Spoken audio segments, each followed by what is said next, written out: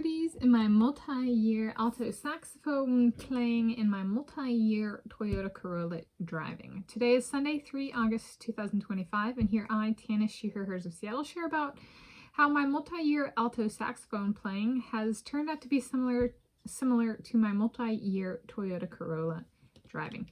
So when I was in elementary school here in the United States of America, in 5th grade, we had mandatory band or orchestra, and then we had an optional band or orchestra in 6th grade.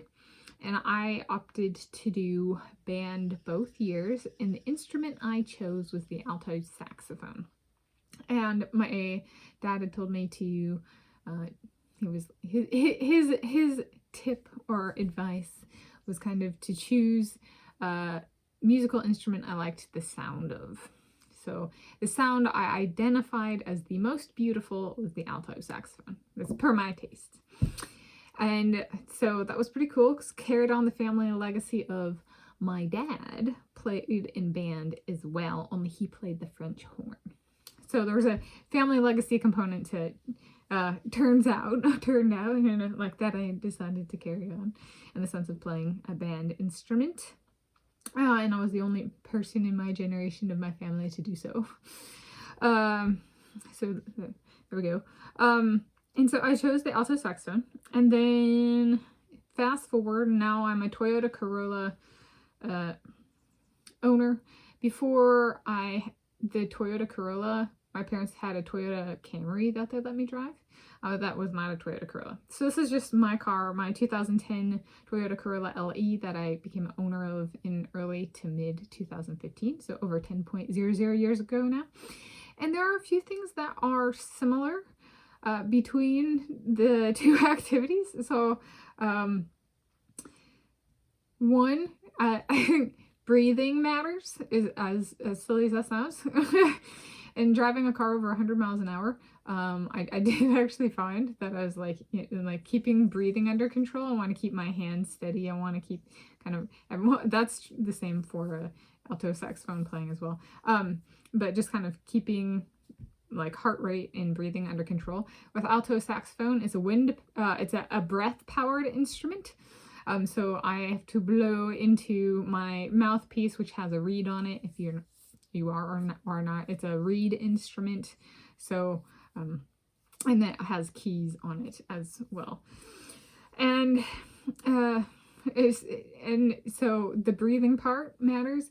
There's also hand and finger placement matters in terms of keeping my, making it work right. And say like they both have the sense or have the sensitivity of, if I put my hands wrong or my fingers wrong, it might not sound right. I might, like, the wheel might not, the car might not quite turn exactly how I want it to sound if I move the wheel a certain way. Kind of like I would need to place my hands on the keys of a saxophone such that the air openings are covered. That kind of thing. And then like depending on like the saxophone I had for brand was kind of sensitive to that, so like making sure the weight distribution of my fingers on the keys are such that it's tightly sealed for each note.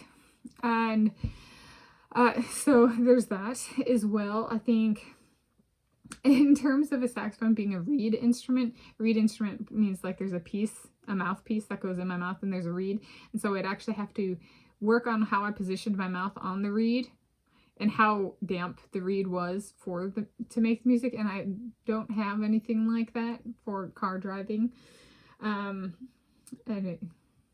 There's staying hydrated, so the similarity there might be like the driver needs to stay hydrated and the reed needed to stay hydrated in the alto saxophone. But not overly hydrated. You take it off after, an hour or two of practice, and it's all got this wet reed. Yeah, it's just there's a beautiful sound and a lot of work to produce that sound. Testament to human machine production, which is true for actually car driving as well.